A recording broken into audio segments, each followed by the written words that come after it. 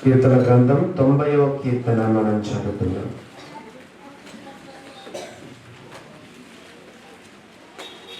యెహోవా, తరతరముల నుండి మాకు నివాస స్థలము నీవే. పర్వతములు పుట్టక మునుపు, భూమిని లోకమును నువ్వు పుట్టింపక మునుపు, యుగ యుగములు నీవే దేవుడవు. మనం చదివిన వాక్యాన్ని, చదవబోతున్న వాక్యాలను దేవుడు మన కొరకు దీవించును గాక. ఇది దైవజనుడైన మోషే రాసినటువంటి కీర్తన. ఉందా? పైన పీఠికలో ఏముందో చూడండి. ఇంట్రడక్షన్లో ఏముంది? దైవజనుడైన మోషే చేసిన ప్రార్థన. దైవజనుడనే పదము బైబిల్లో చాలా తక్కువ సార్లుగా ఉపయోగించబడింది. ఈ రోజుల్లో ఎవరిని పడితే వాళ్ళు దైవజనులు అని చెప్తూ దానికి ఉన్న విలువను తీసేస్తున్నారు. ఎవరైనా నన్ను కూడా దైవజనుడు అని అంటే మీటింగ్స్లో నన్ను అనొద్దండి అని చెప్తాను. చాలా తక్కువగా వాడబడినటువంటి పేరు దైవజనుడు అనే పేరు. ఎలీషాకు ఎక్కువ సార్లు వ్రాయబడింది. దావీదు, ఎలీషా, ఏలియా, మోషే, సమూయేలు,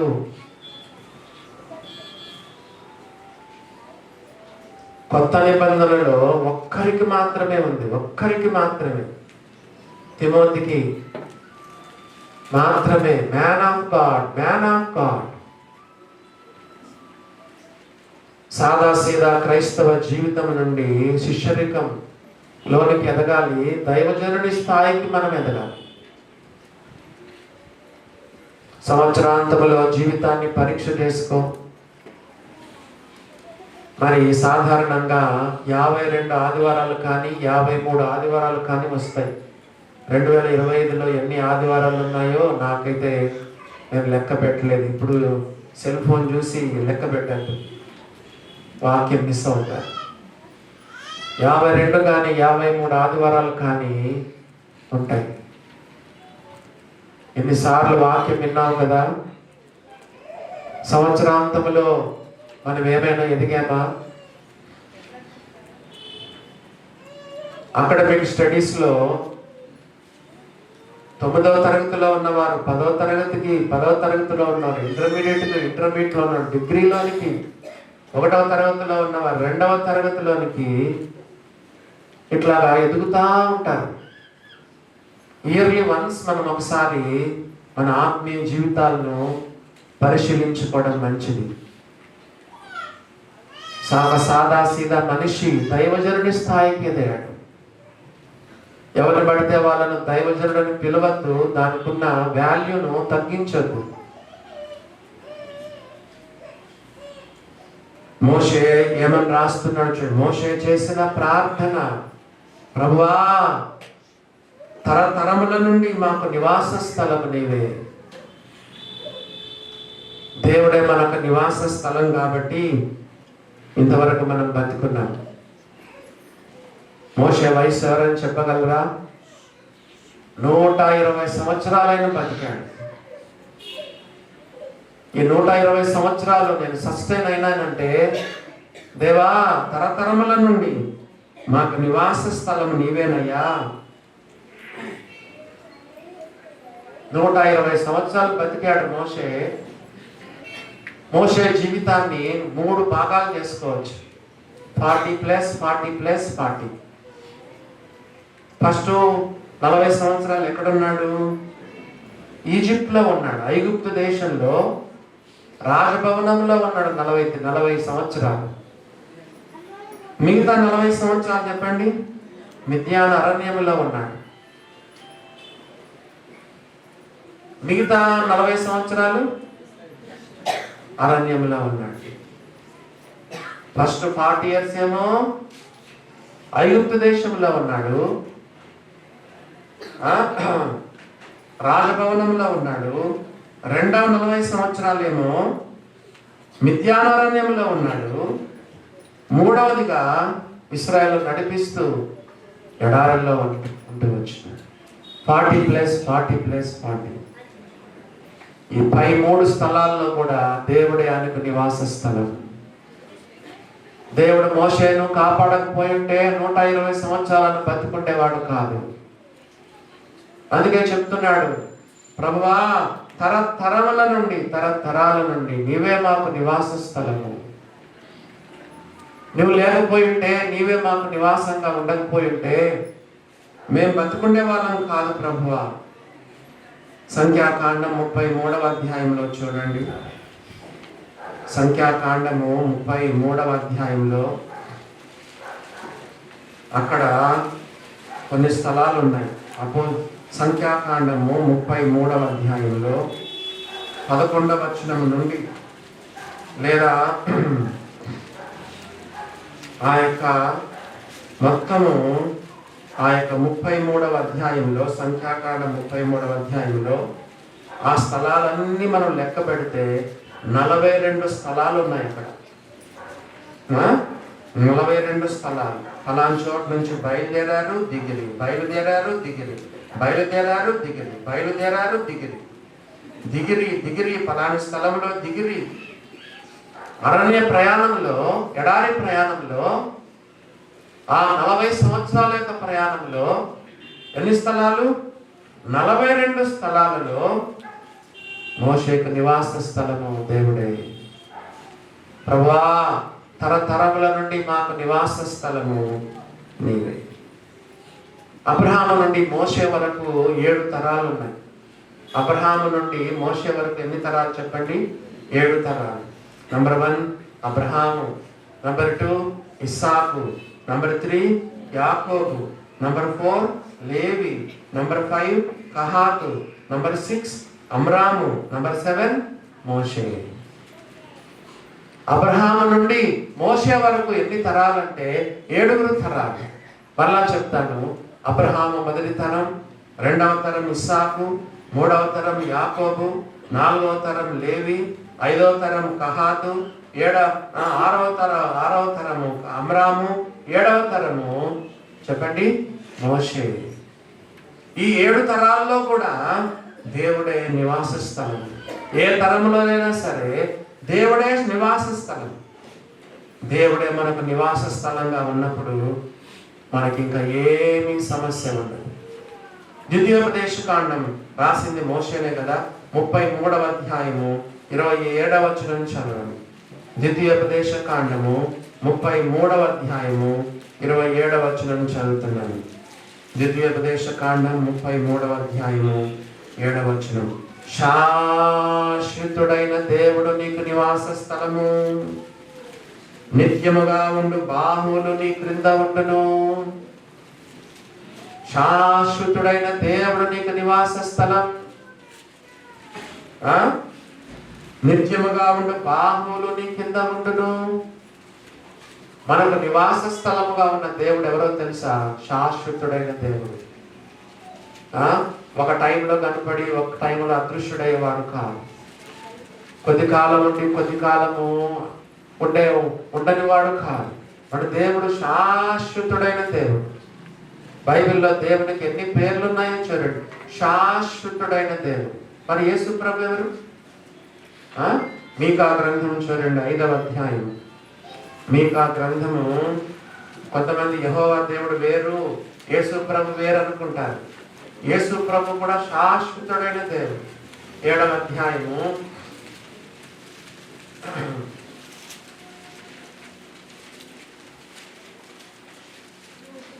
5వ అధ్యాయం 2వ వచనం చదవండి. మీకా గ్రంథము 5వ అధ్యాయము 2వ వచనం. బెత్లెహేము ఎఫ్రాతా, యూదా వారి కుటుంబములలో నువ్వు స్వల్ప గ్రామమైనను నా కొరకు ఇశ్రాయేలును ఏలబోడువాడు నీలో నుండి వచ్చును. పురాతన కాలం మొదలుకొని శాశ్వత కాలం వరకు, శాశ్వత కాలము ఆయన ప్రత్యక్షమగుచుండెను. శాశ్వత కాలం నుండి శాశ్వత కాలం వరకు ప్రత్యక్షమగుతూ ఉన్నాడు. యెహోవా దేవుడు శాశ్వతుడు, కుమారుడైన యేసు ప్రభు కూడా శాశ్వతుడు. దేవుని బిడ్డలారా, కాబట్టి తరతరముల నుండి మాకు నివాస స్థలము నీవే. 2వ వచనం చదువుదాం. 90వ కీర్తన 2వ వచనం. భూమిని లోకమును పుట్టింపకమునకు యుగ యుగములు నీవే దేవుడు. యుగాలంటే ఏంటి? తరాలంటే ఏంటి? కొన్ని తరములు కలిస్తే యుగాలు కదా. మనము తరతరాలు ఉండగలం కానీ యుగ యుగాలు ఉండలేము కదా. From ages to ages. మనము మన తండ్రి తరంలో ఉంటాము, మన పిల్లల తరంలో కూడా ఉండగలము. కొన్నిసార్లు 3వ తరం కూడా ఉంటాం కదా. పిల్లలు కూడా చూస్తాం. కొంతమంది 4వ తరం వరకు కూడా ఉంటారు. మొదటి తరం మనది, రెండవ తరం మన పిల్లలది, 3వ తరము చెప్పండి మనముల్లది, 4వ తరము మనముళ్ళకు మళ్ళా పిల్లలు పుడితే 4వ తరం. మనము ఏదో 1-2 తరాలు లేదా 3 తరాలు 4 తరాలు ఉండగలం కానీ యుగ యుగాలు మనం ఉండగలమా? మనము మనుషులమైన మనము తరతరాలుగా ఉండగలం. నీవు నేను మొదటి తరం, మనకు పిల్లలు పుడితే 2వ తరం, మన పిల్లలకు పుడితే 3వ తరం, అనగా మనముళ్ళు వస్తే 3వ తరం, మన మనముళ్ళకు కూడా పెళ్ళిళ్ళు అయ్యి వాళ్ళు ఒకవేళ వాళ్ళకి పిల్లలు పుడితే 4వ తరం. కొంతమంది మనముళ్ళకు పిల్లలు పుట్టేంత వరకు కూడా ఉంటారు, మనముళ్ళకు పిల్లలు పుట్టేంత వరకు కూడా ఉంటారు. కొంతమంది మహా అంటే 4వ తరం వరకు ఉంటారు. కానీ యుగాలు ఉండేవాడు ఎవరు తెలుసా? దేవుడు. ఆయనకు ఆయుష్ ఉందా? ఆయనకు కాల పరిమితి ఉందా? బైబిల్లో మనం చదువుతున్నాం, పర్వతములు పుట్టకమునుపు భూమిని లోకమును పుట్టింపకమునుపు యుగ యుగముల దేవుడు. ఆయన ఎవరో తెలుసా? ఆయన సృష్టికర్త. ఏమేమి పుట్టించాడంట? పర్వతములు పుట్టించాడు, భూమిని పుట్టించాడు, లోకమును పుట్టించాడు. సమస్తమును ఆయన మూలంగా కలిగింది, ఆయన లేకుండా ఏమీ కలగలేదు. కాబట్టి ఇప్పుడు చెప్పండి, మన నివాస స్థలం ఎవరు? సృష్టికర్త అయిన దేవుడే, ఎలోహీం. మన దేవుడు ఎవరు? ఎలోహీం. ఎలోహీం అనే దేవుడు, సృష్టికర్త అయిన దేవుడు నీకు నాకు నివాస స్థలం. కొంతమంది అంటే భయపడతా ఉంటారు. ఆయన మన సృష్టికర్త, ఆయన మనకు నివాస స్థలం అంటే ఎంత మనకు భద్రత ఉంటుందో చూడండి, ఎంత మనకు సేఫ్టీ ఉంటుందో చూడండి. ఆయనే మనకు నివాస స్థలం, ఆయనే మన ఇల్లు. ఆయన మన నివాస స్థలం అయితే మనకు కలిగే లాభాలు ఏంటి? 91వ కీర్తన చదవండి, పక్కనే ఉంది కదా. 91వ కీర్తనలో దేవుడు మనకు నివాస స్థలం అయితే మనకు కలిగే లాభాలు ఏంటో చూడండి. 91వ కీర్తన.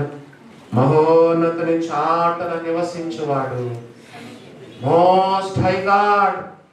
మహోన్నతుడు అంటే చెప్పండి, ఇంగ్లీష్లో చెప్పండి, మోస్ట్ హై గాడ్. ఆయన మించినటువంటి దేవుడు ఇంకోరు లేదు. బైబిలే చెప్తుంది, దేవుళ్ళు దేవతలు అనబడిన వారు ఉన్నారని రాయబడింది. నిజమునకు దేవుని కాని వారు.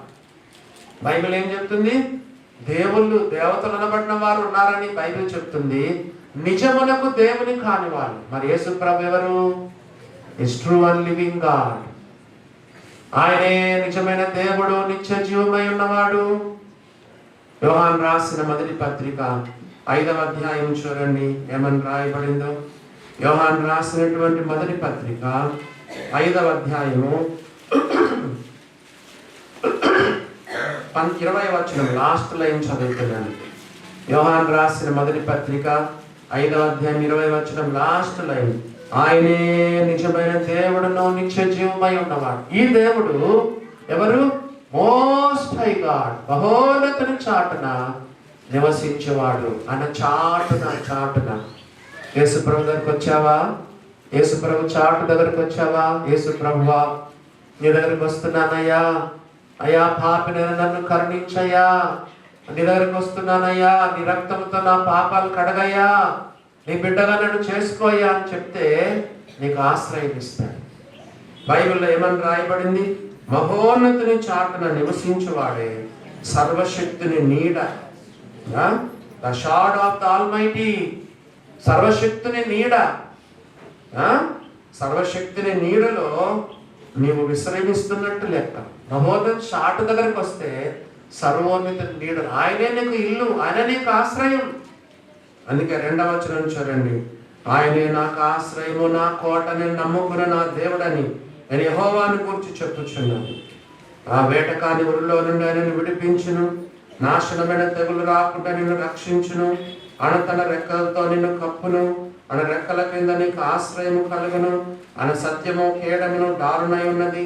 పగటి వేళ కలుగు భయమునంగైనను, రాత్రి వేళ కలుగు భయమునంగైనను, పగటి వేళ ఎగురు బాణమునంగైనను, చీకట్లో సంచరించు తెగులునంగైనను, మధ్యాహ్నమందు పాడు చేయి రోగమునంగైనను నువ్వు భయపడకుందువు. నీ ప్రక్కన 1000 మంది పడినను, నీ కుడి పక్కన 10,000 మంది కూలినను, అపాయము నీ యొద్దకు రాదు. ఎన్ని దీవెనలు, ఎన్ని ఆశీర్వాదాలు ఉన్నాయి. దేవుని నీకు నివాస స్థలంగా చేసుకుంటే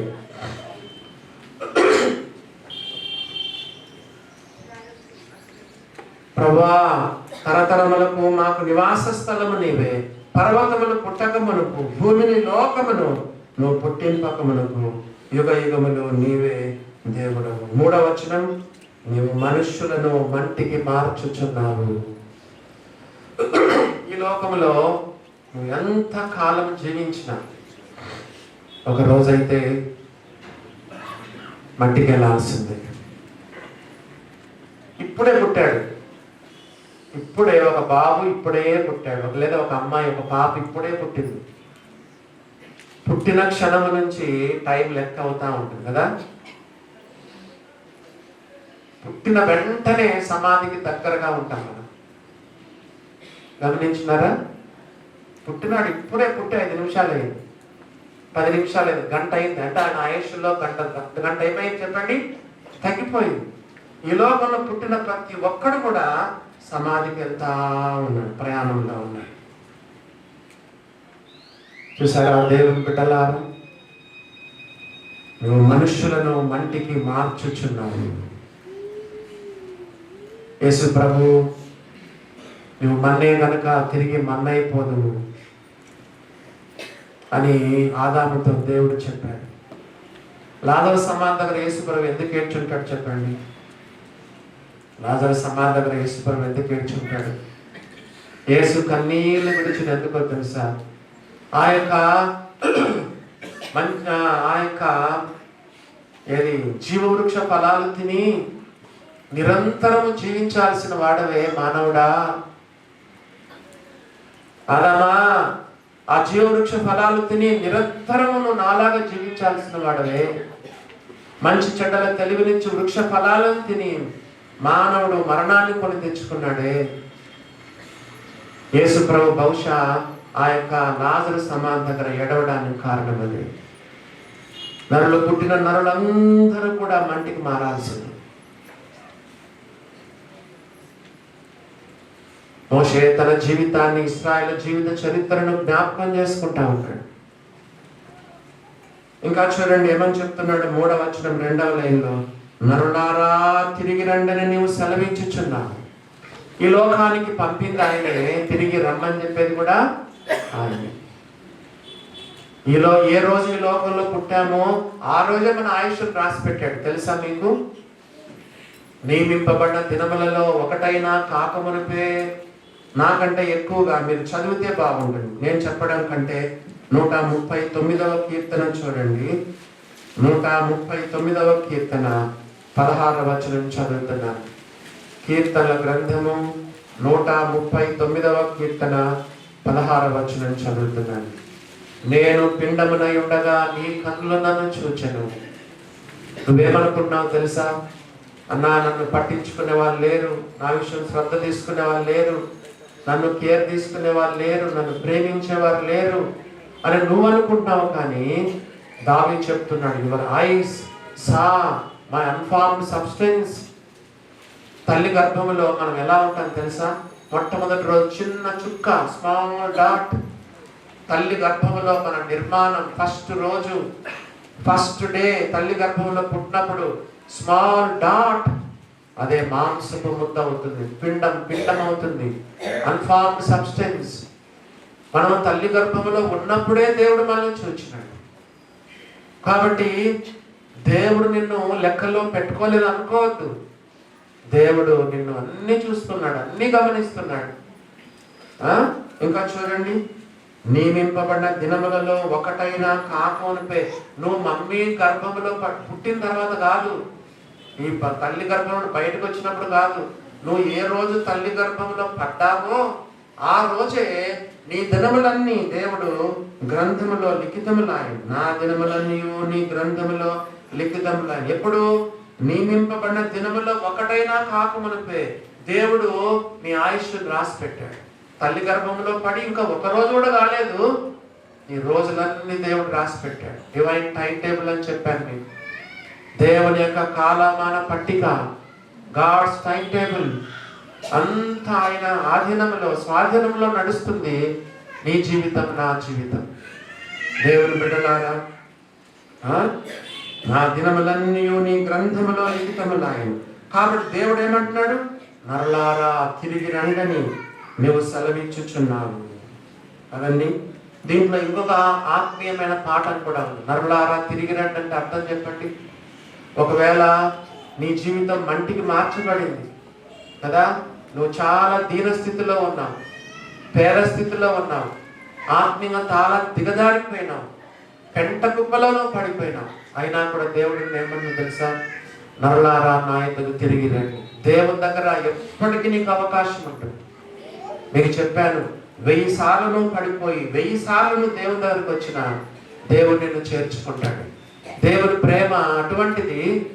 కానీ రక్షణ అనుభవంలో ఉండాలి. మాటి మాటికి పాపం చేయడం, మాటి మాటికి మరి క్షమించమని అడగడం అది రక్షణానుభవం కాదు. దేవుడు క్షమిస్తాడు, కానీ రక్షణానుభవం నీకు ఉండాలి.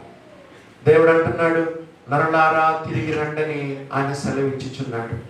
ఈ యొక్క 2025లో ఆత్మీయంగా చాలా దిగజారిపోయినావేమో, నమ్మి బాప్తీసం పొంది కూడా రొట్టె రసంలో పాలు పొందడం లేదేమో, దేవుడికి చాలా దూరం అయిపోయినావేమో, నీ రహస్య జీవితంలో సీక్రెట్ లైఫ్లో ఏదో సీక్రెట్ సిన్స్లో ఉండిపోయి ఆత్మీయంగా దిగజారిపోయినావేమో, దేవుడు తిరిగి రమ్మంటాడు. మంటిలో ఉన్న నీవు తిరిగి రమ్మని చెప్తున్నాడు. ఇర్మియా గ్రంథంలో ఒక మాట చదివితే మీకు ఎంతో ఆశ్చర్యంగా ఉంటుంది. చూడండి, ఇర్మియా గ్రంథములో ఒక మాట మనం చదువుకున్నాం. 3వ అధ్యాయము చూడండి ఏమని రాయబడిందో. 3వ అధ్యాయంలో 22వ వచనం చదువుతున్నాను. 3వ అధ్యాయము 22వ వచనము. భ్రష్టులైన బిడ్డలారా, భ్రష్టులైన బిడ్డలారా, భక్తులైన బిడ్డలారా కాదు. దేవుడు ఏం పిలవాలి? భక్తులైన బిడ్డలారా అని పిలవాల్సింది. కానీ దేవుడు ఏం పిలవాల్సి వస్తుంది? బిడ్డలే, రక్షణ పొందిన వాళ్ళే, బిడ్డలే భ్రష్టులైపోయినారు. తప్పిపోయిన కుమారుడు తండ్రి దగ్గర నుంచి చాలా దూరం పోయినాడు. భ్రష్టులైన బిడ్డలారా చెప్పండి, తిరిగి రండి. తప్పిపోయిన కుమారుడిని ఎతకడానికి తండ్రి పోయినాడా? పోలేదు. గొర్రె తప్పిపోతే కాపరి పోయినాడు కానీ తండ్రి పోలేదు. దేని రెండింటికి డిఫరెన్స్ చెప్పండి. తప్పిపోయిన గొర్రె అంటే అవిశ్వాసి.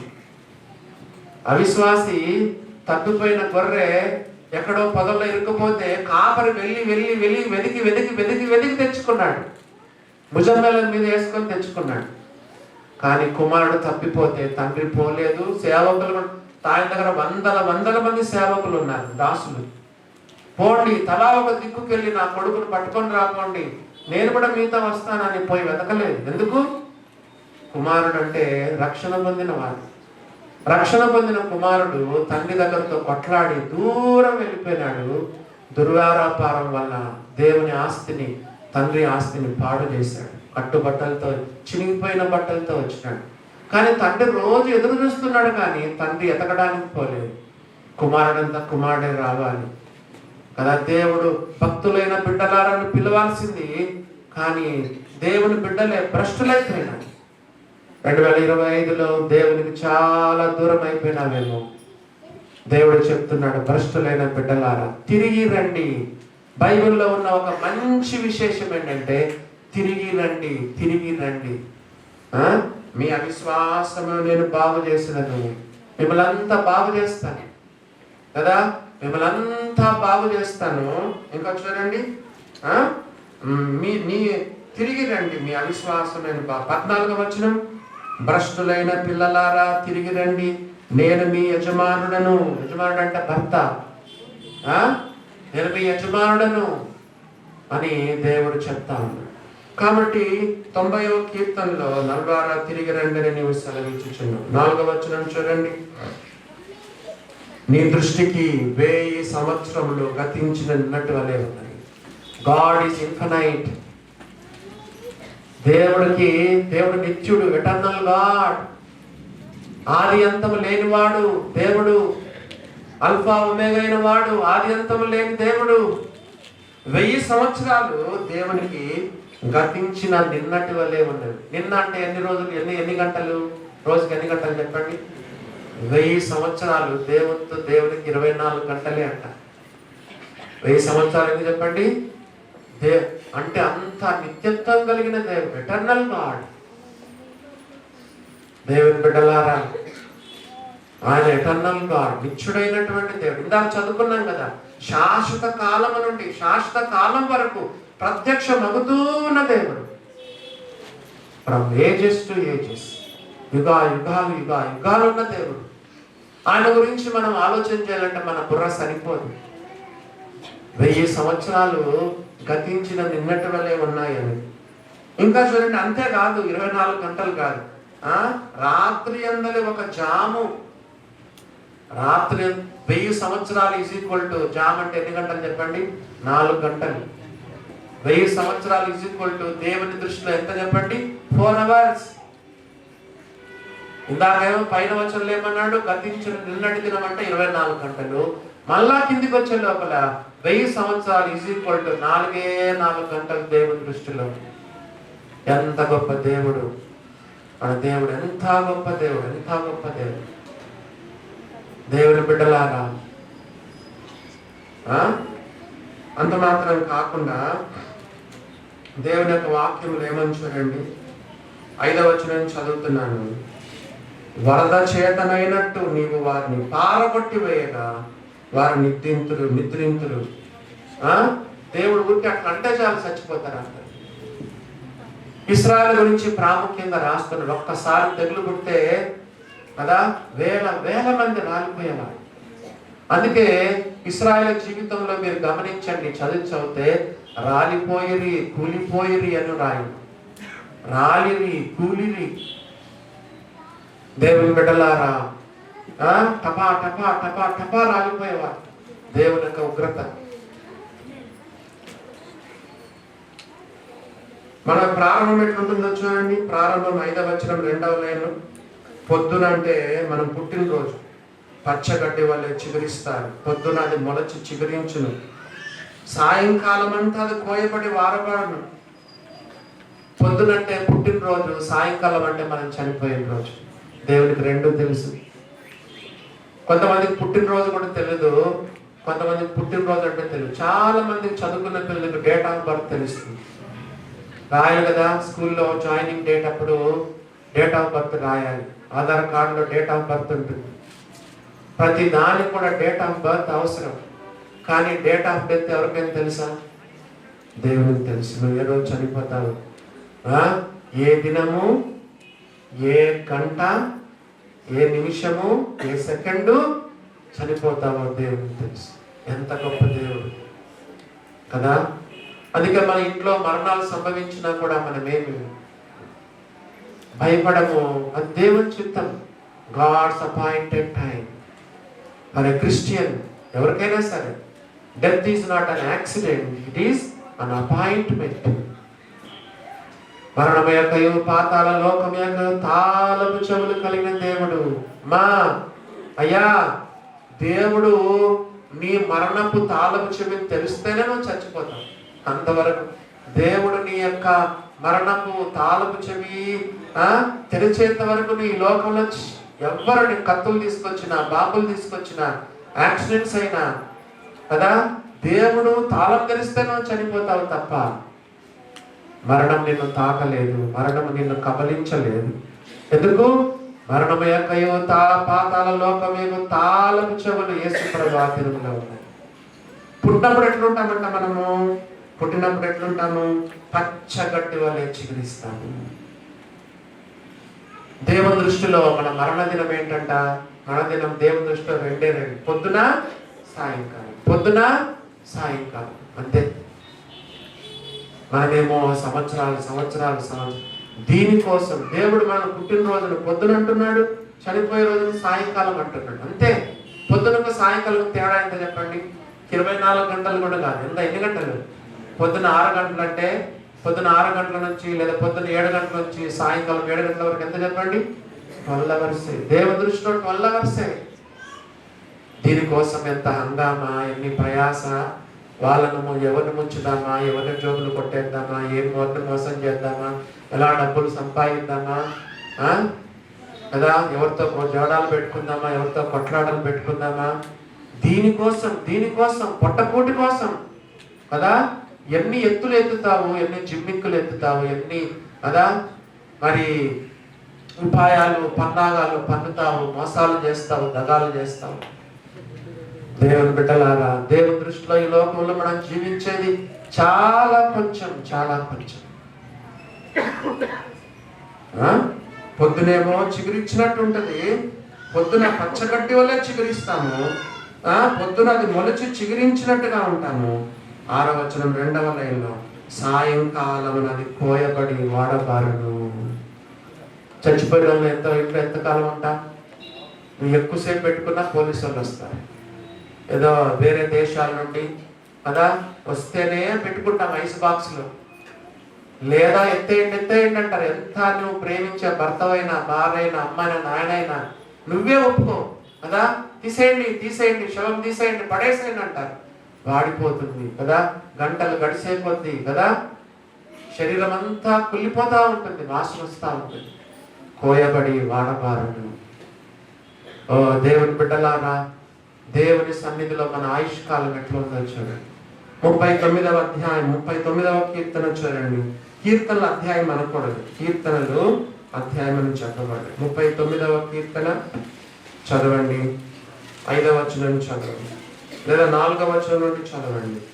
39వ కీర్తన 4వ వచనం నుండి, యెహోవా నా అంతము ఎట్లుండునది, నా దినముల ప్రమాణము ఎంతైనది నాకు తెలుపయ్యా. ఎంత మంచి ప్రార్థన! దేవా, నా ఆయుష్కాలం ఎంతయ్యా, నా అంతం ఎట్లుంటుందయ్యా, నా దినముల ప్రమాణం ఎంతైనదో నాకు తెలుపయ్యా, నా ఆయువు ఎంత అల్పమైనదో నేను తెలుసుకొని కోరుచున్నాను అని చెప్తే దేవుడు వెంటనే ఆయనకు జవాబిచ్చాడు. చూడండి, చెప్తున్నాడు దావీదు 5వ వచనం, నా దినముల పరిమాణము బెత్తడంతగా చేసి ఉన్నారు కదా. అప్పుడప్పుడు బస్ స్టాండ్లో, రైల్వే స్టేషన్లో పోతా ఉంటాం కదా, రైల్లో కూడా వచ్చి తీస్తారు. అమ్మా మూరమ్మా, ఏది చెప్పండి, పూలు అదండి, మూర అని అంటారు. మూర ఒక కొలత చెప్పండి, జేనడు ఇంకొక కొలత కదా. బెత్తడంటే ఇది కదా, బెత్తడంటే మూరంటే ఇది, జానడంటే ఇది, మరి ఇంకా చెప్పండి బెత్తడంటే మరి ఏంటి? జానడా మూరనా? మన జీవితం అంతా చెప్పండి. మూర కాదు, జానడు కాదు, బెత్తడు. నా దినముల పరిమాణం బెత్తడంతగా నువ్వు చేసు. బెత్తడంటే ఎంత చెప్పండి?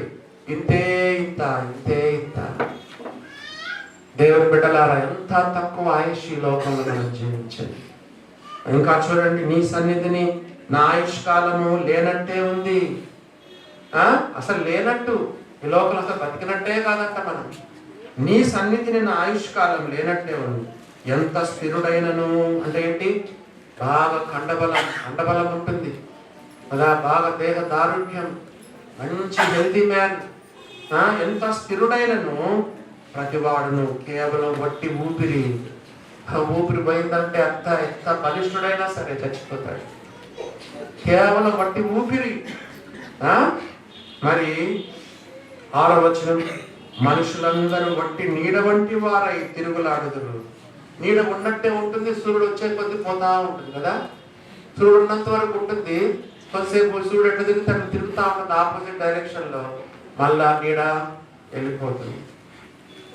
మరి ఇలాగ ఉంది. 11వ వచనం లాస్ట్ లైన్, 11వ వచనం లాస్ట్ లైన్ కూడా చదువు. నరులందరూ వట్టి ఊపిరి వంటి వారు, నరులందరూ వట్టి ఊపిరి వంటి వారని చెప్తున్నాడు. ఇవన్నీ తలస్తా ఉన్నాడు దావీదు. తలస్తా ఉంటే 3వ వచనం చదవండి, 39:3.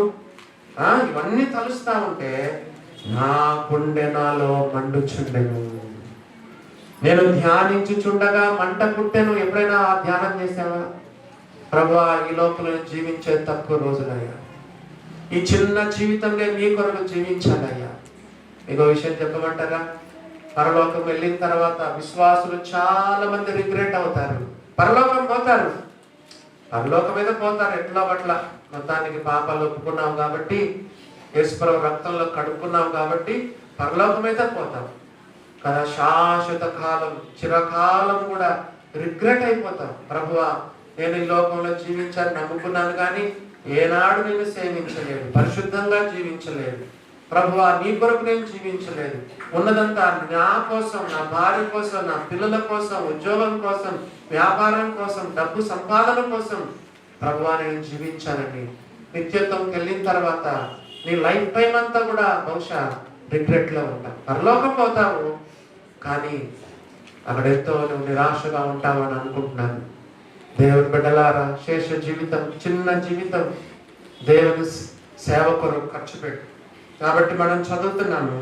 తిరిగి మనము 90వ కీర్తనకు వస్తే ఏమని రాయబడింది?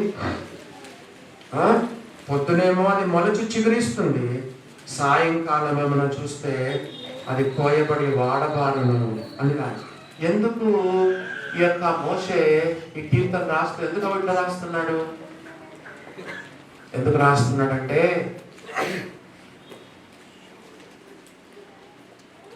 ఐగుప్తు దేశం నుండి కనాను దేశానికి అరణ్య ప్రయాణంలో దాదాపు 38 నుంచి 40 సంవత్సరాలలో 6 లక్షల మంది కాదు, 5,99,998 మంది చనిపోయారు.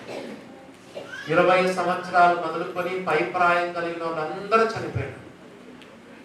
నేను లెక్క కడితే 40 సంవత్సరాల్లో 6 లక్షల మంది చనిపోయారు. ఎందుకు? పొద్దస్తమానము సనగడమే.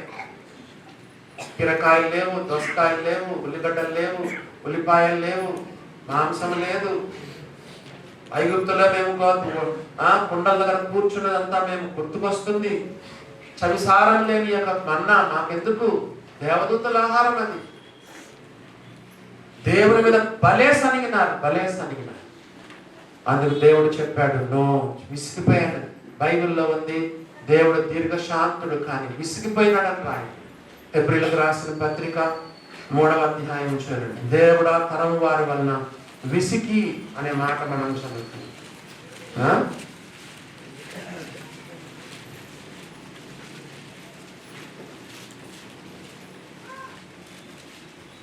10వ వచనం, 3వ అధ్యాయం 10వ వచనం, హెబ్రీ 3:10. కావున నేను ఆ తరము వారి వలన విసిగించినారు. దేవుని ఎంతో విసిగించినారు. 18వ వచనం, నేడు మీరు ఆయన శబ్దం వినేడల అరణ్యంలో శోధన దినమందు కోపం పుట్టించినప్పుడు వలె మీ హృదయమును కఠినపరచుకొనకుడి. 40 సంవత్సరములు నా కార్యమును చూచి మీ పితరులను పరీక్షించి శోధించిరి. 16వ వచనం, విని కోపం పుట్టించిన వారెవరు? 17వ వచనం, ఎవరి మీద 40 ఏళ్ళు ఆయన కోపగించను? పాపము చేసి వారి మీదే కదా వారి శవములు అరణ్యములో రాలిపోయెను. తన విశ్రాంతిలో ప్రవేశింపరని ఎవరిని గూర్చి ప్రమాణం చేసిన? అవిధేయులను వారిని గూర్చే కదా. కాగా అవిశ్వాసం చేతనే వారు ప్రవేశింపలేకపోయింది. ఒకసారి మీకు చెప్పాను, దేవుడిచ్చిన కళ్ళతో చూడకుండా కనానీయులను దేంతో చూశారు? టెలిస్కోప్తో చూశారు, భూతద్దంతో చూశారు, మ్యాగ్నిఫైయింగ్ గ్లాస్తో చూశారు. చీమను మ్యాగ్నిఫైయింగ్ గ్లాస్తో చూస్తే ఏముందో చెప్పండి? చీమను మ్యాగ్నిఫైయింగ్ గ్లాస్ ఎంత ఉంటుంది చెప్పండి? ఇంత పెద్ద కనిపిస్తుంది. చీమను పెద్ద మనం మ్యాగ్నిఫైయింగ్ భూతద్దం పెట్టి చూస్తే ఇంత కనిపిస్తాయి. వెళ్ళిన 10 మంది ఏమన్నారు? అమ్మో, కనానీయులు మనం జయించలేము. అవిశ్వాసం. వాళ్ళ దృష్టిలో మనం విడతలుగా ఉన్నాం, మన చేత కాదు, మనం కనాన దేశాన్ని స్వతంత్రించుకోలేము. అవిశ్వాసం. దేవుడు ఏమన్నాడు, విసిగిపోయి ఏమన్నాడు తెలుసా, ఎవరెవరైతే ఈ యొక్క ఎక్కడ ఐగుప్తు దేశం నుండి కనాను దేశానికి బయలుదేరారో 20 సంవత్సరాలు మొదలుకొని పైప్రాయం కలిగిన వారందరూ అరణ్యంలో రాలిపోతారని చెప్పాడు. 6 లక్షల మంది 20 సంవత్సరాల్లో రాలిపోయినారు. 6 లక్షల మంది 40 సంవత్సరాల్లో రాలిపోయినారంటే ఎవరైనా ఇంజనీర్స్ లెక్క చెప్పండి, రోజుకి ఎంతమంది చనిపోయినారు? 40 సంవత్సరాలలో 6 లక్షల మంది చనిపోయినారు. రోజుకి ఎంతమంది చనిపోయినట్టు చెప్పండి, టకా చెప్పండి, ఇంజనీర్లు చెప్పండి. 40 సంవత్సరాలలో 6 లక్షల మంది చనిపోతే ఈ యొక్క రోజుకి ఎంతమంది చనిపోతున్నట్టు? 41 మంది చనిపోయారు. రోజుకు 41 మంది చనిపోతున్నారు. రోజు సమాధి కార్యక్రమం, రోజు ఫ్యూనరల్సే. ఈ యొక్క ప్రయాణంలో 40 సంవత్సరాల ప్రయాణంలో రోజు చచ్చిపోతానే ఉన్నారు.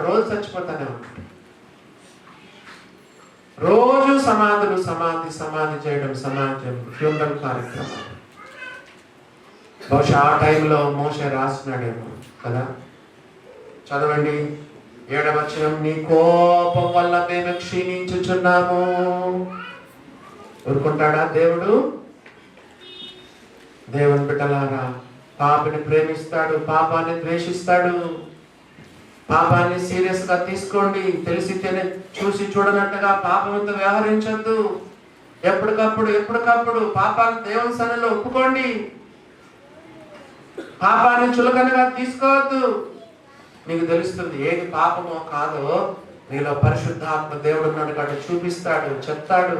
అలాంటి పాపం చెప్తాడు. పరిశుద్ధాత్మ దేవుడు చెప్తాడు. నీ మనసాక్షి కూడా నీతో సాక్ష్యం చెప్తుంది.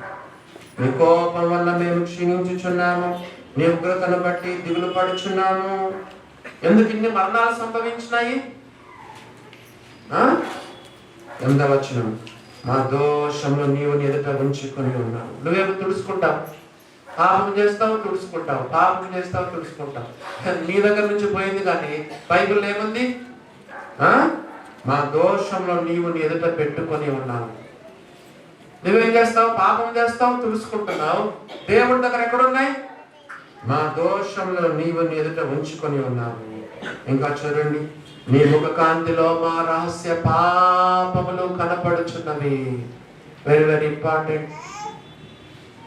నీ ముఖ కాంతిలో మా రహస్య పాపములు కనపడుచున్నాయి. ప్రభువా, సీక్రెట్ సిన్స్ మమ్మీకి తెలియకుండా, డాడీకి తెలియకుండా, తల్లికి తెలియకుండా, తండ్రికి తెలియకుండా, కుమారుడికి తెలియకుండా, కుమార్తెకు తెలియకుండా, భార్యకు తెలియకుండా, భర్తకు తెలియకుండా, సో మెనీ సీక్రెట్ సిన్స్. నీ ముఖ కాంతిలో మా రహస్య పాపములు కనపడుతున్నాయి. దేవా, దేవుని సన్నిధికి వస్తే, వాక్యపు వెలుగులోనికి వస్తే, ప్రార్థనలను వెతికితే దేవుడిని తప్పుదాలు దేవుడు నీకు చూపిస్తాడు. అందుకే నేను చెప్తుంటాను కదా, give me more light on my self lord. ఎదుటి వారి దూలం చూడద్దు. ఆమె ఇట్లా, ఆక్క ఇట్లా, అన్న ఇట్లా, అంకుల్ ఇట్లా, ఆంటీ ఇట్లా, ఈయన ఇట్లా, ఆయన ఇట్లా కాదు. నీ కంట్లో ఉన్న దూలాన్ని చూడు. దేవుని బిడ్డలారా, give me more light on my self lord. నాలో ఉన్న తప్పిదాలు నాకు చూపించు. నన్ను గురించి నాకు రివీల్ చేయి. నన్ను గురించిన ప్రత్యక్షత నాకు దయచేయి. నన్ను గురించిన అవగాహన నాకు దయచేయి. నా పాపాలను చూడడానికి నాకు సహాయం చేయి. గుడ్డోడు అయిపోయినావు, గుడ్డిదారులు అయిపోయినావు. ప్రభా, నా మనోనేత్రాలు తెరవయ్యా. నా పాపాలు చూడడానికి నాకు కృపను దయచేయి. నీ ముఖ కాంతిలో నా రహస్య పాపములు కనపడుతున్నాయి.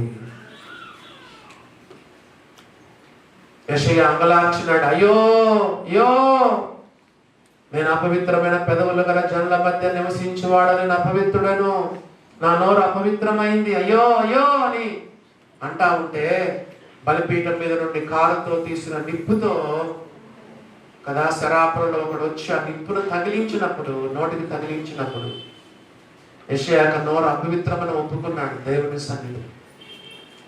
కొన్నిసార్లు నీ నోరు ఎంత అపవిత్రమైందో తెలుసా? నోటితో చెడ్డ చెడ్డ పనులు చేసేవాళ్ళు, చెడ్డ మాటలు పలికే వాళ్ళు ఉన్నారు, కపటపు మాటలు పలికే వాళ్ళు ఉన్నారు. నీ పెదవులకు ప్రాయశ్చిత్తము కలగనని దేవుడు చెప్పాడు. ఆయన ముఖకాంతిలో మన పాపాలన్నీ బయటకు వస్తాయి. 9వ వచనం మోషే చెప్తున్నాడు, నీ ఉగ్రతను భరిస్తూనే అయ్యా మా దినములన్నీ గడిపితే రోజు సమాధులే మా దినములన్నీ కూడా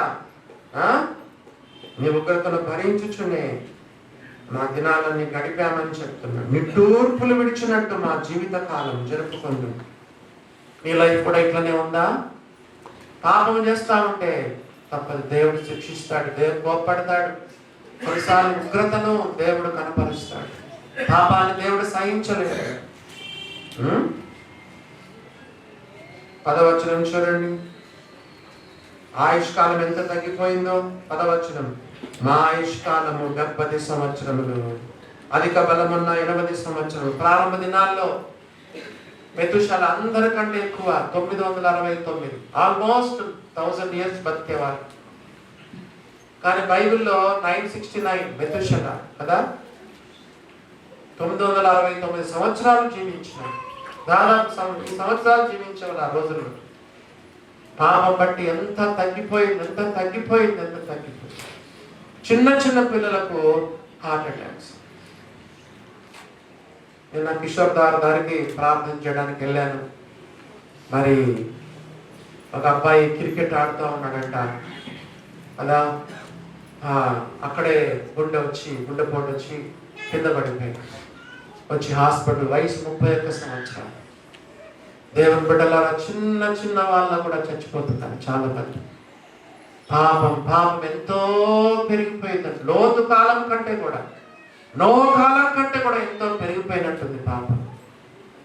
ఆయుష్కాలం ఎంత తగ్గిపోయిందో చూడు. నరుని ఆయుష్కాలం 70 సంవత్సరాలు, అధిక బలం ఉన్న ఎడల 80 సంవత్సరాలు. ఇందాక ఒక మాట చెప్పాను, గుర్తుందా? 1000 సంవత్సరాలు ఈక్వల్ టు ఎంత చెప్పాను? రాత్రి ఎంతలో ఒక జామ్ అంటే ఎన్ని గంటలు? 1000 సంవత్సరాలు ఈక్వల్ టు ఎన్ని గంటలు చెప్పండి? 4 గంటలు అని చెప్పుకున్నాం కదా. 80 సంవత్సరాలు, 1000 సంవత్సరాలే 4 గంటలు దేవుని దృష్టిలో. 80 మన ఆయుష్కాలం 40 70 సంవత్సరాలు, లేదా అధిక బలం అంటే 80 సంవత్సరాలు. 80 సంవత్సరాలు అంటే ఎన్ని గంటలు చెప్పండి? 19 నిమిషాల 2 సెకండ్లు. 80 సంవత్సరాలు ఈజ్ ఈక్వల్ టు దేవుని దృష్టిలో ఎంత? 1000 సంవత్సరాలు ఈజ్ ఈక్వల్ టు రాత్రి అందరూ ఒక జామ్ అనుకున్నాం కదా, 4 గంటలు. 1000 సంవత్సరాలు 4 గంటలు అంటే 80 సంవత్సరాలు 19 నిమిషాల 2 సెకండ్లు. ఓ దేవుని బిడ్డలారా, మన ఆయుష్కాలం ఈ లోకంలో ఎంత తక్కువ. నరుని ఆయుష్కాలం 70 సంవత్సరాలు, అధిక బలం అంటే 80 సంవత్సరాలు. అయినను వాటి వైభవం ఆయాసమే, దుఃఖమే. ఈ లోకంలో ఎన్నో కష్టాలు వస్తాయి, ఎన్నో ఛాలెంజెస్ వస్తాయి, ఎన్నో పోరాటాలు వస్తాయి, ఎన్నో శ్రమలు వస్తాయి. తప్పదు. ఇంకో మాట చెప్పంటారా?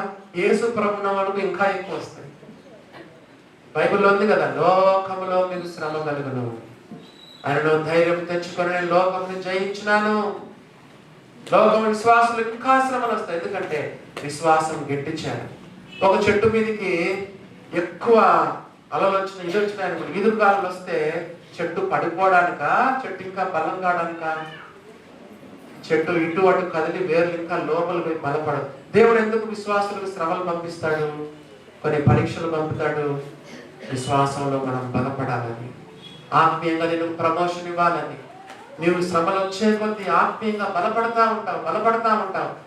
క్రీస్తు సారూప్యానికి మార్చబడతా ఉంటావు, ఆత్మీయంగా ఎదుగుతా ఉంటావు.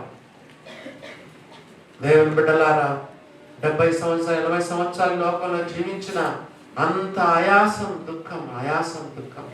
ఈ లోకంలో మనకు రెస్ట్ ఉండదు, ఈ లోకంలో మనకు అసలైన సుఖం ఉండదు. కదా బైబిల్లో రాయబడింది, వారు తమ ప్రయాసములు మాని విశ్రాంతి పొందుదురు పరలోకంలో. కదా ఎంత శాంతి, ఎంత సమాధానం. క్రీస్తు రొమ్మును ఆనుకొని ఉంటాం, ఆయన పాదాల దగ్గర పడి ఉంటాం, ఆయన ముఖదర్శనం చేస్తూ ఉంటాం. నెమ్మదిగా అక్కడ ఉంటాం. దేవుని బిడ్డలారా, ఈ లోకంలో అసలైన విశ్రాంతి మనకు లేదు. ఈ లోకంలో జీవించిన నువ్వు ఎన్ని కోట్లు సంపాదించు, ఎంత బంగారమైన సంపాదించు, ఈ లోకం అంతా ఆయాసము దుఃఖమే. ఈ లోకం మనది కాదు, ఈ లోక సంత. మనం పాడతాం కదా, పరదేశులమో ప్రియులారైన పాటలో, మాయలోకం ఇది సంత. సంతకి వెళ్దాం. అప్పుడప్పుడు కొంతమంది రైతు బజార్కి వెళ్తారు, సరుకులు తెచ్చుకుంటారు, మళ్ళీ ఇంటికి వచ్చేస్తారు. ఇప్పుడు కూడా మనం సంతకు వచ్చినాం, కొద్ది కాలం మాత్రమే. దేవుని దృష్టిలో 19 నిమిషాలు.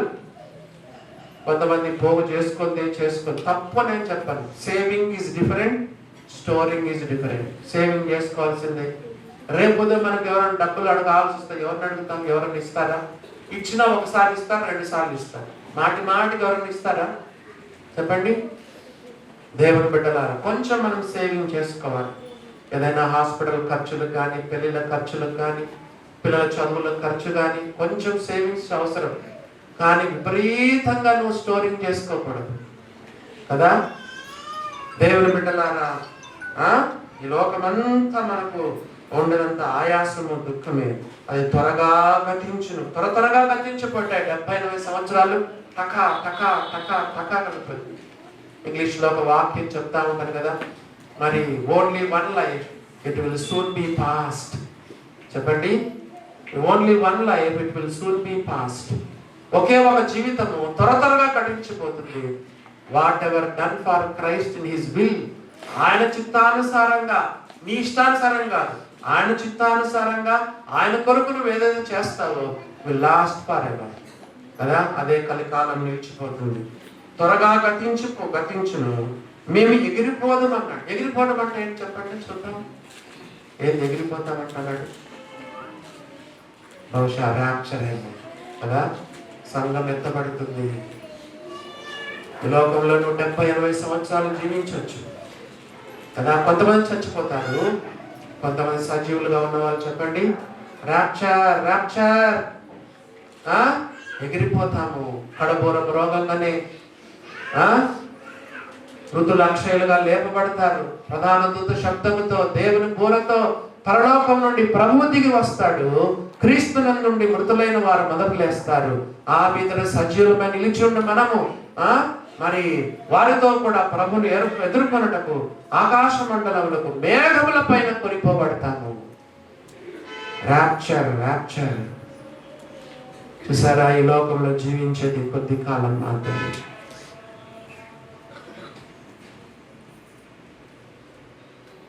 పదకొండవ వచనం, నీ ఆగ్రహ బలము ఎంతో ఎవరికి తెలియను, నీకు చెందవలసిన భయము కొలది పుట్టు నీ క్రోధము ఎంతో ఎవరికి తెలియను. దేవుడు లోకమును ఎంతో ప్రేమించిన వాక్యమే తెలుసు, కానీ మరి దేవుని కోపం గురించి తెలుసుకోవాలి కదా. నీ ఆగ్రహ బలము ఎంతో, నీ క్రోధము ఎంతో. చాలా మంది దేవుడు ప్రేమాస్వరూపి కొంతమంది అడ్వాంటేజ్ తీసుకుంటున్నారు, విచ్చలవిడి పాపం చేస్తున్నారు. దేవుడు లోకముని ఎంతో ప్రేమించినది ఎంత వాస్తవమో ఇక్కడ కూడా ఏమని చెప్పండి, నీ క్రోధము, నీ ఆగ్రహ బలము ఎంతో. రెండవ లైను, నీ క్రోధము ఎంతో ఎవరికి తెలియను. ప్రేమామయుడు, దయామయుడు, కరుణామయుడు, కృపామయుడు. At the same time Bible ఏమంది? దేవుడు దహించు అగ్ని. God is a consuming fire. దేవుడు దహించు అగ్ని. ప్రేమిస్తాడు, సమయం ఇస్తాడు, ఎంతో కృప చూపిస్తాడు, సంవత్సరాల తరబడి నీకు టైం ఇస్తాడు, ఆయుష్ ఇస్తాడు. కానీ ఇందాక మనం విన్నాం కదా, ఆ తరము వారి వల్ల విసికి దేవుని యొక్క ఆగ్రహ బలము వస్తుంది. మరి ఈ సమయంలో ఈ యొక్క మోషే ఇవన్నీ చెప్పిన తర్వాత ఆఖరిగా ఒక 7 ప్రార్థనలు చేస్తున్నాడు. 7 ప్రార్థనలు చెప్పుకొని మనం ముగించుకున్నాం. ఆఖరిగా చూడండి, మోషే 7 ప్రార్థనలు చేస్తున్నాడు. నంబర్ 1, 12వ వచనం చదవండి. మోషే చేస్తున్న 7 ప్రార్థనలు. నంబర్ 1, 12వ వచనం చదవండి. మాకు జ్ఞాన హృదయము కలుగునట్లుగా చేయ కదా. Give me the heart of wisdom. ఏంటి జ్ఞానోదయం అంటే ఏంటి? జ్ఞానం అంటే ఎవరని చెప్తారా? అయ్యా జ్ఞానం దయచేయి, జ్ఞానం దయచేయి, జ్ఞానోదయం దయచేయి. జ్ఞానం అంటే ఏంటో చెప్పండి. ఎఫెసీ 5:15, ఎఫెసీలకు రాసిన పత్రిక 5:15 చదువు. జ్ఞానం అంటే ఏంటో ఇప్పుడు మీరు నాకు చెప్పాలి. ఎఫెసీ 5:15, దినములు చెడ్డవి కనుక మీరు సమయమును పోనివ్వక సద్వినియోగం చేసుకొనొచ్చు, అజ్ఞానుల వలె కాక జ్ఞానుల వలె నడుచుకున్నట్లు జాగ్రత్తగా చూచుకొనండి. ఎవరైనా చెప్తారా ఎఫెసీ 5:15 చదివి జ్ఞానం అంటే ఏంటో? అయ్యో చెప్పండి, చెప్పండి.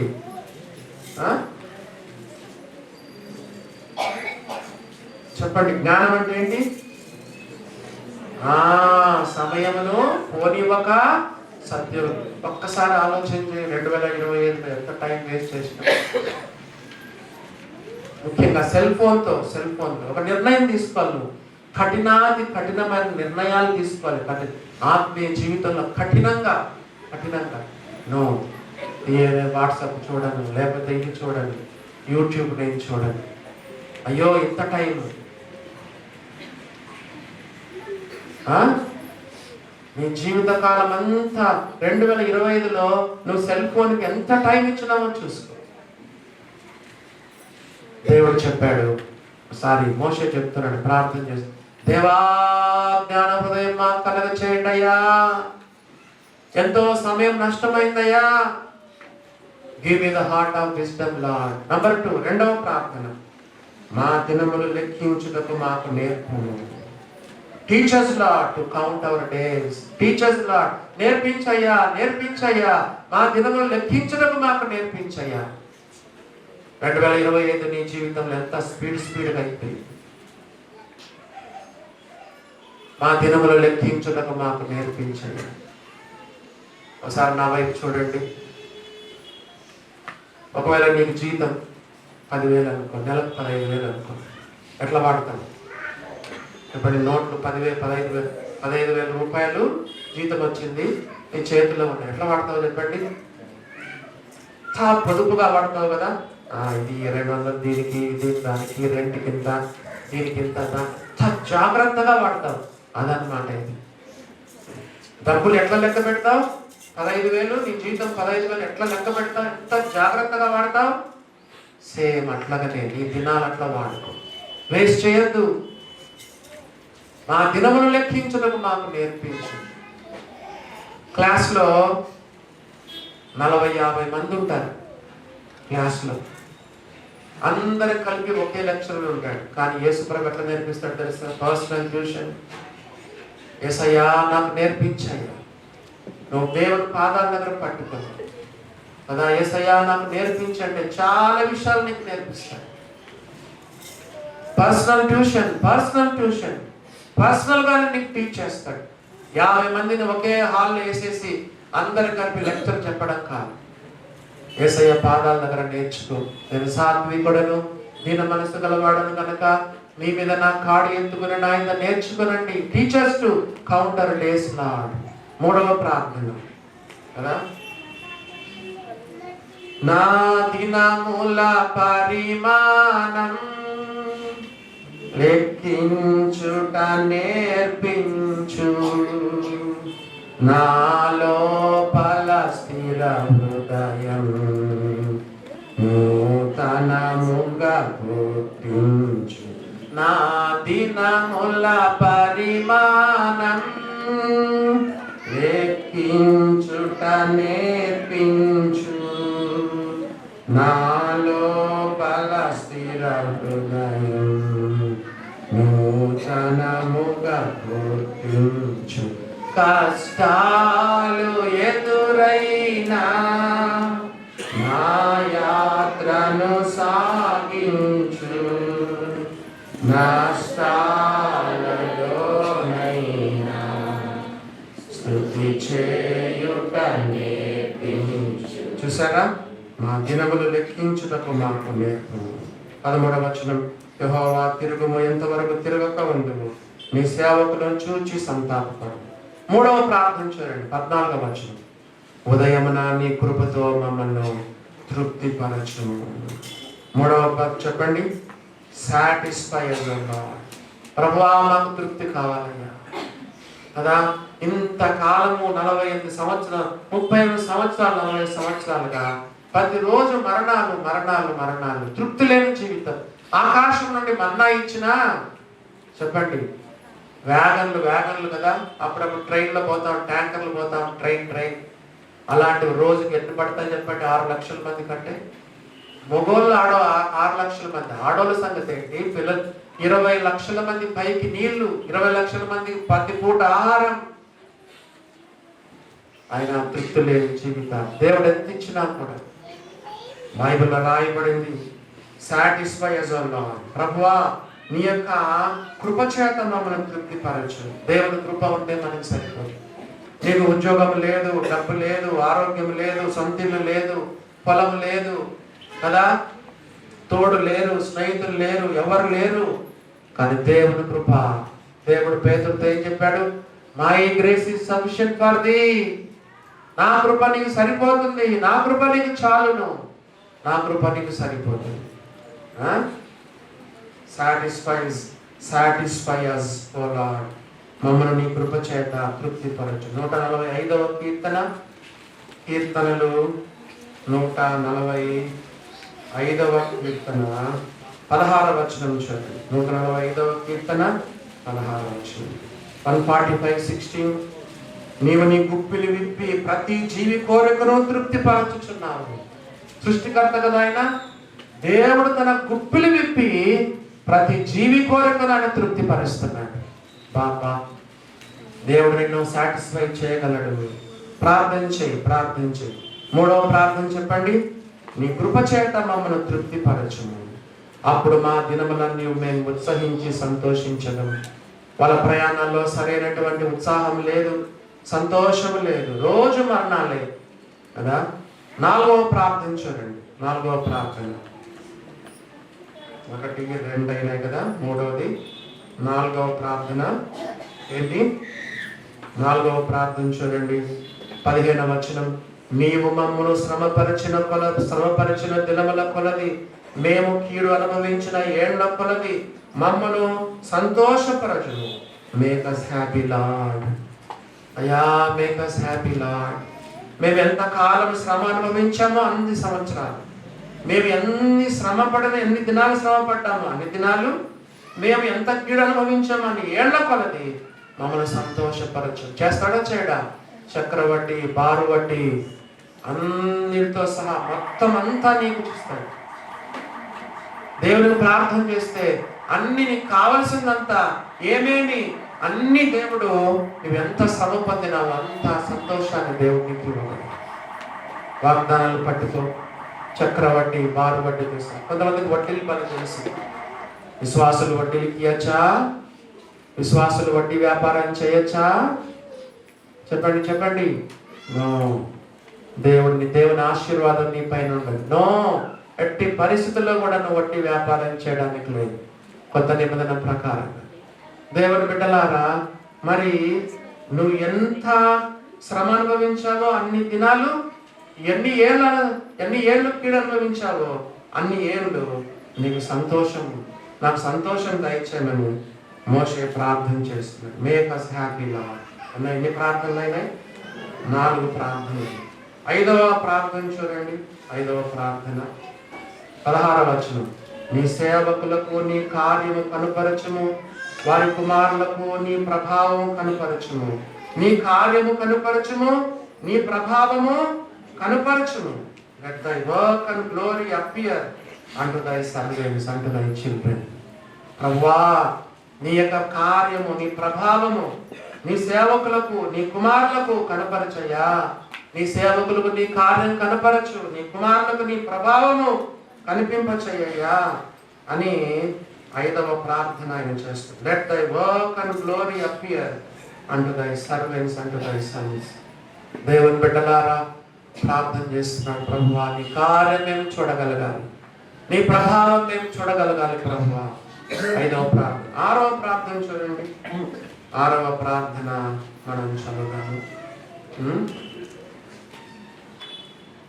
మా దేవుడు 17వ వచనం, మా దేవుడైన యెహోవా ప్రసన్నత మా మీద ఉండునుగాక. మా దేవుడైన యెహోవా ప్రసన్నత మా మీద ఉండునుగాక. Let the beauty of the Lord be upon us. Let the beauty of the Lord be upon us. ప్రభువా నీ యొక్క ఏమన్నాడు, నీ ప్రసన్నత, మా దేవుడైన యెహోవా ప్రసన్నత మా మీద ఉండునుగాక. కదండి, దేవుని యొక్క ప్రసన్నత, దేవుని యొక్క మహిమ మా మీద ఉండునుగాక. దేవుని మనం అడుగుదాం, ప్రభువా ఈ కొత్త సంవత్సరంలో ప్రభువా నీ ప్రసన్నత మా మీద ఉండాలి కదా. అదెన్నో ప్రార్థన, 6వ ప్రార్థన. 7వ ప్రార్థన చూడండి, ఆఖరి ప్రార్థన మోషే చేసినటువంటి 7వ ప్రార్థన చూడండి. మా చేతి పనిని మాకు స్థిరపరచుము. మా చేతి పనిని మాకు స్థిరపరచుము. 7వ ప్రార్థన, ఎస్టాబ్లిష్ అవర్ హ్యాండ్ వర్క్. ప్రభువా మా చేతి పనిని మాకు స్థిరపరచు. కొంతమంది ఏం పని చేసినా వాళ్ళకు దక్కట్లేదు, ఏమి మిగలటం లేదు, ఏమి వాళ్ళకు దక్కడం లేదు. అది కష్టారితం వాళ్ళకు దక్కడం, తృప్తే లేదు. దేవుని బిడ్డలారా, మనం ఇందాక కూడా చదువుకున్నాను, ఉదయం నీ కృపతో మమ్మల్ని తృప్తిపరచండి, మా యొక్క చేతి పనిని మాకు స్థిరపరచు. చెప్పండి, వరుసగా 7 ప్రార్థనలు చెప్పండి. నంబర్ 1, జ్ఞాన హృదయం కలిగినట్లుగా చేయము. 2వదిగా మా దినములు లెక్కించుటకు నేర్పము. 3వదిగా ఉదయం నీ కృపతో మమ్మల్ని తృప్తిపరచుము. మేము శ్రమపడిన దినముల కొలది, కీడనుభవించిన ఏళ్ల కొలది మమ్మల్ని సంతోషపరచుము. 5వదిగా నీ సేవకులకు నీ కార్యం, నీ కుమారులకు నీ ప్రభావం కనపరచుము కదా. 7వదిగా, అది 5వది కదా. 6వదిగా మా దేవుడైన యెహోవా ప్రసన్నత మా మీద ఉండునుగాక. 7వదిగా మా చేతి పనిని మాకు స్థిరపరచుము. కాబట్టి దేవుడు ఈ లోకంలో జీవించే రోజులు మనకు తృప్తిగా మనం జీవించాలి. ఏమున్నా ఏమి లేకపోయినా కదా, సంతృప్తికరమైన జీవితం. దేవుని బిడ్డలారా, మనం కూడా ఈ యొక్క సంవత్సరాంతంలో మోషే చేసిన ప్రార్థన, ముఖ్యంగా మా దినములు లెక్కించుటకు మాకు నేర్పించండి. సమయాన్ని వృధా చేసుకోవద్దు. 3 టీలు గురించి దేవునికి లెక్క చెప్పాలి. టైం చెప్పండి, 2వదిగా టాలెంట్స్, నంబర్ 3 ట్రెజర్స్. 3 టీలు. ఫస్ట్ టీ చెప్పండి, టైం గురించి నువ్వు దేవునికి లెక్క చెప్పాలి. నంబర్ 2 టాలెంట్స్ గురించి నువ్వు దేవునికి లెక్క చెప్పాలి. నంబర్ 3 ట్రెజర్స్, దేవునికి ఇచ్చిన ధనాన్ని గురించి నువ్వు దేవునికి లెక్క చెప్పాలి. ఇంటికెళ్ళి మనలో ఏమైనా లోపాలు ఉన్నాయో దిద్దుకొని, అవసరమైతే కన్నీటితో మనం పాపాలు చెప్పుకొని, ఈ పాత సంవత్సరంలో 2020 ఎక్కడెక్కడ ఓడిపోయినామో దేవుని దగ్గర చెప్పు, కన్నీటి ప్రార్థించి పాపాలు ఒప్పుకో. ఈవెన్ విశ్వాసులు కూడా అనేక విషయాలు తప్పిపోతున్నారు. అలాగ ఒప్పుకొని ఆత్మీయ జీవితంలో ముందుకు కొనసాగాలి. దేవుడు తన కృప మనల్ని విస్తరింప చేయను గాక.